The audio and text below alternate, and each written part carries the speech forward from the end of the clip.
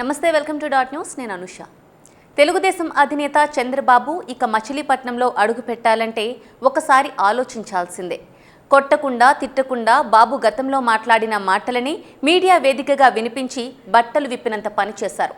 బందరు అభివృద్ధిపై చంద్రబాబుకు సవాల్ విసిరిన వైసీపీ సీనియర్ నేత మాజీ మంత్రి పేర్ని నాని ఎన్నికల ప్రచారంలో తనపై చంద్రబాబు చేసిన విమర్శలకు గట్టి జవాబిచ్చారు. బందరుకు 2014లో చంద్రబాబు గుప్పించిన హామీలను మీడియా వేదికగా వీడియోలు చూపించి మరీ కడిగేశారు.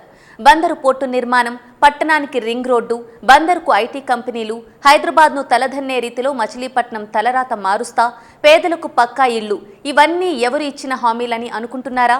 చూడండి అంటూ 2014 ఎన్నికల ప్రచారంలో చంద్రబాబు మాట్లాడిన మాటలు పేర్ని వినిపించారు.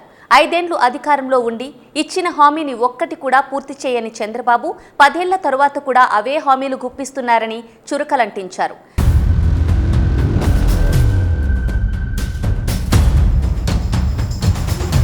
తనను బూతుల నాని అని విమర్శిస్తున్నారని, ఏనాడైనా చంద్రబాబును కానీ పవన్ను కానీ తిట్టానా అంటూ నిలదీశారు. తన కుమారుడికి గంజాయి లింక్ పెడుతున్నారని ఆగ్రహం వ్యక్తం చేసిన నాని నోటికి అదుపు లేకుండా మాట్లాడేందుకు సిగ్గులేదా అని నిలదీశారు.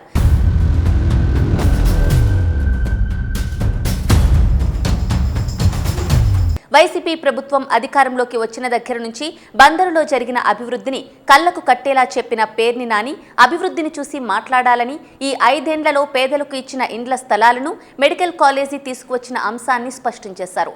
ఇదంతా జగన్ను ఒప్పించి నాని చేసిన ఘనతేనని ధీమాగా చెప్పారు. ఏదేమైనా చంద్రబాబు మాటలపై నాని కౌంటర్ చూస్తే దిమ్మ తిరిగేలా ఉంది. మళ్లీ బందరులో మాట్లాడాలంటే చంద్రబాబు ఆలోచించాల్సిందే మరి. Please subscribe dot news.